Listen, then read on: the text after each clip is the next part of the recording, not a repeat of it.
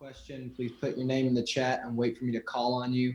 If you're not asking a question, we'd ask you to keep your mic muted. We will get started today with David Murray. Coach, what is your routine for bringing a team down after a first win, particularly a win of this magnitude? The biggest thing is really just constant emphasis, and it starts in the weight room on Sunday.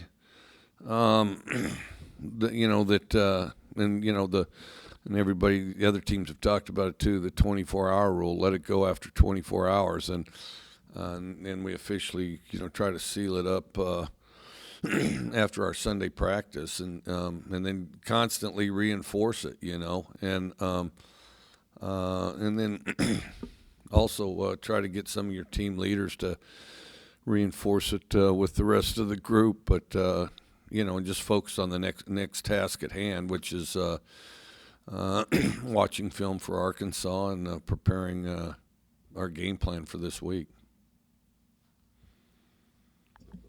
Next, we'll go to Ben Portnoy. Mike, what's Will Rogers' status, and I guess where's he kind of stand heading into this week? Yeah, well, he wasn't available last game, so we're really hoping for the best this week. If he can't go, are you expecting to run Garrett at quarterback at all, or is he going to stick at receiver where he's at? Well, we'll see. Next, we'll go to Courtney Robb. Coach, Arkansas held Georgia to just 5 first-half points last weekend. What's your first impression of what you've seen from their defense from last week? Arkansas's defense? Yeah. I thought they were a pretty tenacious group. I thought that they moved around well. I thought they were aggressive. And they took they just flat out took a half away from Georgia, and I thought that was quite impressive. And then I felt like they played really hard. I think that they've got some speed out there. And then I think that, schematically that's, of course, worked in the past in this conference. And so I think it'll be a good challenge. Alan Blinder. Coach, I want to go back to Saturday's game for just a second. You didn't have wear a face covering actively for a lot of the game. Why not? Well, I tried to remember the best I could. Then I found myself talking all of the time, because I'm calling the plays as well. So I was in a constant state of talking. So between me taking it down to talk, me lifting it up and it falling down on its own, and me remembering to put it back up, I think, there were a number of challenges there. But, with a little practice, who knows, it may be better this week. How'd you do with your face mask? Are you a pretty good face mask guy? I do my best. Okay, so let me ask you, let's get a few pointers here. Okay, what do you do when it does the breathe in thing on the mouth? What kind of face mask you got? I got just one I bought off Amazon that, goes around my ears and that kind of thing. So the ears and then this, right? Yeah. See, I've got that face sock thing, which is good and bad. It sits right on your neck instead of hangs from your ear. But then, do you ever find that, and then pretty soon, those things will start to smell bad. And then all of a sudden you're going, what's that smell? What's going on out there? No, there's nothing going on out there. That's your breath. And then, now I need to practice with that. But what do you do when you're talking? Did you have a trigger or something that reminds you when to pull that thing back up? Because I found myself too preoccupied to do it. And then all of a sudden I notice it's around my neck there.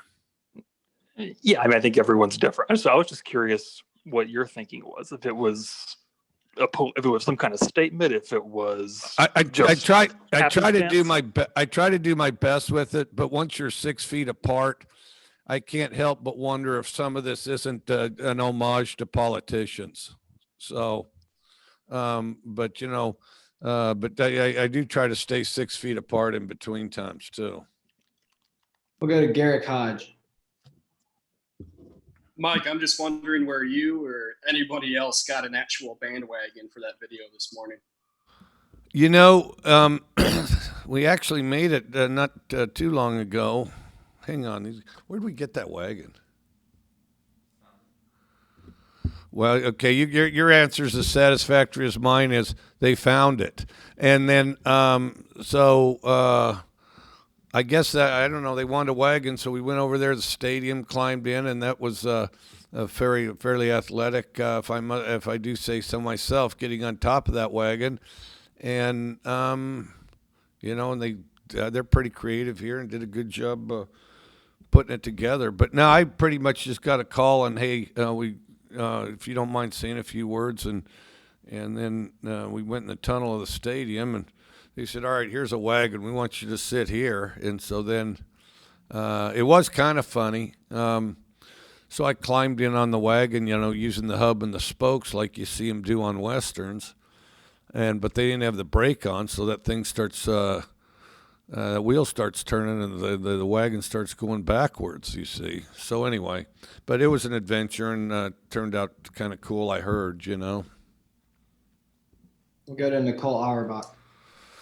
Mike, I know, part of the selling point of the air raid is the simplicity. So how long does it usually take quarterbacks to grasp it?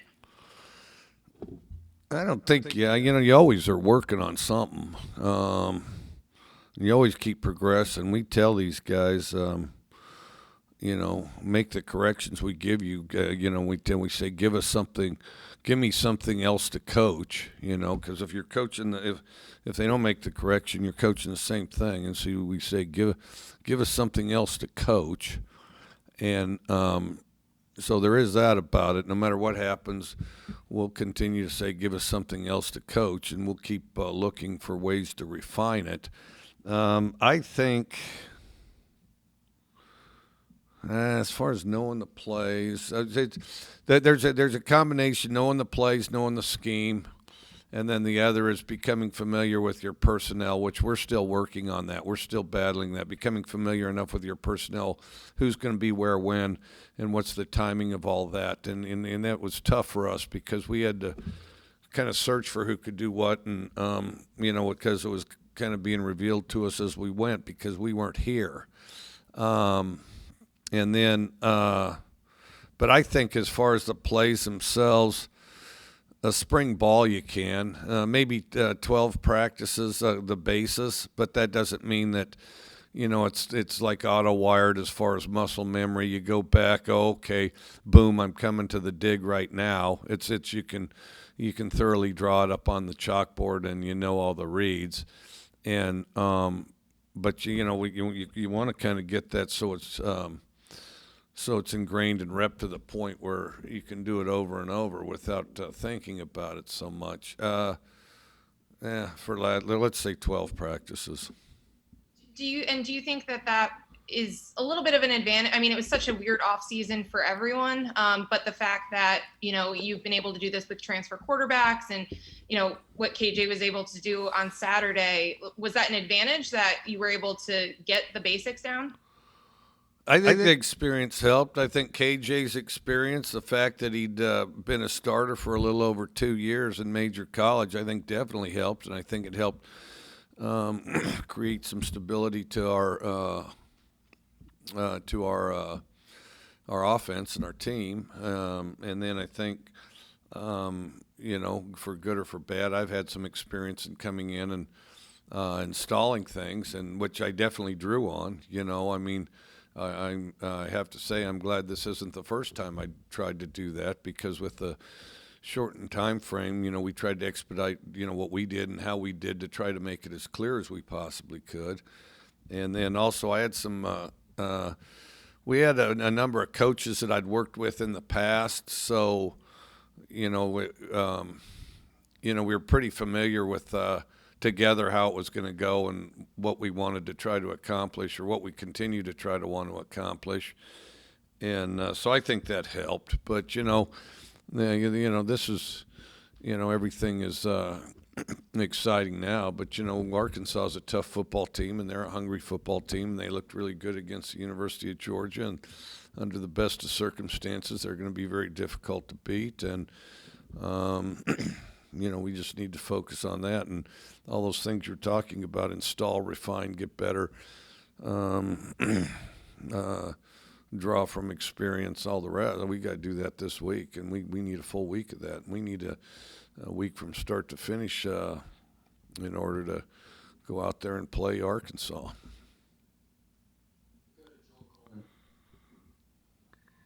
Mike, whenever you have a quarterback do what KJ did last week at LSU, and you see the stats and things, I know that you win awards and that sort of deal, but I know that probably internally there's still a lot you'd like him to fix, even after a performance like that. When you evaluate him, what do you think KJ, as you look at the film, could do even better, I guess, heading into the rest of the season? I think he needs to communicate better. I think he needs to communicate better. When he moves in the pocket, keep two hands on the football. Some of the plays he can read and react better. I think he read the field pretty good and reacted pretty good. But then there's everybody's got the handful of plays where we didn't. I think we got to refine that even more. And then because we weren't perfect by any stretch. We didn't coach a perfect game. We didn't play a perfect game. We had a winning effort, but we weren't a polished group out there. We left an awful lot on the table out there, and that's the thing. I mean, you're constantly trying to chase and be your best, and we need to make some progress on that this week. Tyler Horka. Hey, Mike. Yeah, we've talked about KJ a lot, and obviously he had a lot to do with the reason your offense did so well. But I went back and looked at your first game at Washington State and then at Texas Tech, and obviously this one was by far, numbers-wise, better than both of those. What are some other reasons why the air raid worked so well in week one, beyond KJ doing what he did? I think one thing is he was experienced and was able to pick it up quickly. I think the other thing is I think our coaching staff had more experience together, with regard to the transition. At Texas Tech, that was my first head coaching job. So, and there were some people that I knew, but, out of the blocks, first time being a head coach, that's a little bit like when you first get married. You can describe it to somebody, but that's not, that first year you'll learn quite a bit about yourself and your spouse and all the above, and so it's which is why some aren't the Marion type. It's like W.C. Fields says, if at first you don't succeed, try again. But then if you don't succeed, don't be a damn fool. Stop. But anyway, but I think that helped. I think we had some really highly motivated players.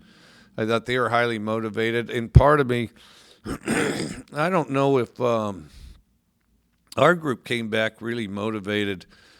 Even things like running and lifting and the grind stuff, and we did our best to motivate and stimulate that spirit and that mindset. But I have wondered a little bit whether or not a portion of it didn't have to do with the fact that that they were away from each other and that they missed it and felt like they narrowly missed getting it taken away from them. Football. I think that the threat of football being taken away might have really kind of unified the focus and effort once they got it back to really play together. Because I and it certainly hasn't been perfect, and I haven't loved everything I've seen. And yes, I've yelled and had people do up downs. I've also gone back in my office and wondered if I could actually coach another first down. But we really have. I felt like have played hard, and I think that, and I wonder if the threat of having it being taken away wasn't part of that. I don't know, and it has been a strange year, but we really have kind of been set to work for the most part, and compared to other teams I've had too. Paul Jones. Coach, after looking at the film, what did you think about the offensive line in that first game and how they held up, throwing the ball 60 times? Thought we had to play better. You know, that definitely, I mean, you're not going to be able to select a position. I thought we played great at it. I thought we competed and we played hard at all the positions. I thought we did some good things. I thought we played with 4 of the 5 a lot. I thought that sometimes we'd get frustrated and resort to street ball. In other words, just swinging and flailing really hard instead of technique and fundamentals and technique. And we've got to get to where we kind of stay within ourselves and keep that focus where it doesn't just become kind of a slugfest where it's synchronized and we do have the good fundamentals and technique. And so what's good about it is we had some plays, some really good plays that we can draw from and say, see, we like this one, do it like this. And then we have the other ones where we say nothing like this and go back to the one we first showed you type of deal. We'll go back to Ben. Mike, I know KJ started for 2 years at Stanford, but when you guys recruited him and after his injury, how much of a known commodity was he? And I guess how much of a what? Known commodity was he when you guys did recruit him, given his injury and kind of what he was working back from? I think he was pretty known, because he'd started it against the whole conference for 2 years, a little over 2 years. So we faced him twice. He was pretty well known. I mean, he was pretty well thought of. And then coming out of high school, SC was chasing him around out of high school. And then, I think he had plenty of exposure, and then there's a lot of film on him too. Just in terms of his injury and coming off what he was rehabbing with, I mean, he said after the game that he couldn't throw a football at this time last year. I mean, was he pretty much healthy when you guys were going after him? I'd say he was. I would say he was healthy, but he wasn't back in shape yet. But it was the type of injury that they, felt like there'd be no problem coming back from. But you have to work. It's like anything; you got to work through it. When I was his age, if I got injured, I felt like I'd heal fast. If I get injured now, shoot, it'll never be right again. More. We'll go to Courtney Robb. Coach, how do your expectations change for KJ after watching what he was able to do last weekend? They really don't. You just kind of keep trying to polish it and get it better. And then the biggest thing is just do the same things over and over again, but do them better. Is really, I wish I really had a better answer for you, but I'll be the first to tell you, our team and KJ all combined, probably aren't nearly as good as your impression. I feel like we have a long way to go. I think there's a lot of work we can do. I mean, and what's fulfilling about it is, like I say, we played hard. We had a winning effort, but I see a lot of things we can do better, and so do our coaches, and our players do too. That's the other thing. They're committed to getting better, and I hope we can take a big step that direction this week. And we'll wrap up with Joel Coleman. Coach, of course, down at Baton Rouge, you guys benefited from a stadium that was only 25% full. I guess I would ask, as a road team, how much did that help you guys to only have a stadium that was 25% full? Just what were some of the benefits of that as a road team, which Arkansas, I guess, would benefit from this week? And I guess what's some of the negatives that you guys are going to face only having a 25% stadium, as the home team this week? It's kind of a tough question, because I kind of wonder. First of all, it was loud there. It wasn't as loud. I've been to LSU before. It wasn't as loud as when it's full capacity and they're letting it rip. But it was loud. I mean, you had to have silent count, because before we went in, I sort of wondered, was it going to be kind of like a spring game where I can just yell out, throw the post, and you know, and he'll dramatically jerk his head to the right and throw the post. Well, no, there's none of that. I mean, you know, the receiver on your near sideline could barely hear you. So you definitely needed silent count. Okay, and then the PA kind of pumped in, those announcements were inordinately loud, and there was some, I guess, sound effect crowd noise there. But it was, so it was louder than you think. I mean, you had to, if I shouted as loud as I could and KJ's out on the field, he's not going to hear me. I mean, I have to get out there to the hash to have a chance, and I don't know whether they hear my voice or they see, you know, see me walking out there, and just the movement catches somebody's attention. Hey, what's up? You know. So you did need silent count. You did need to communicate non-verbally. I have to be honest, I haven't quite gotten the hang of the cutout people in the stands, you know. I mean, that's an episode of Twilight Zone. Some of you guys are probably all too young for Twilight Zone, but I mean the black and white Twilight Zone where Rod Sterling would get on there with the really creepy voice in the suit. And then all of a sudden, you know, is this real? Is it out of space? Is it, you know, it was almost like, you know, haunted houses met science fiction, that show. And then now all of a sudden we have these people frozen in time sitting there in this stadium with enthusiastic expressions on their face, but they can't move. And then yet the noise. So I don't know. I mean, I for one, I don't know if it's cool and people enjoy it, great. But that is a little surreal. The fake people in the stands, and I don't even know how they decide what, you know, the seating. I mean, do the fake people have a lottery of where they sit? Because I know this, some of those fake people have way better seats than other ones, and you know, I want to be one of those fake people on the 50-yard line about row 12, but you know, some of them are still up in the rafters, you know.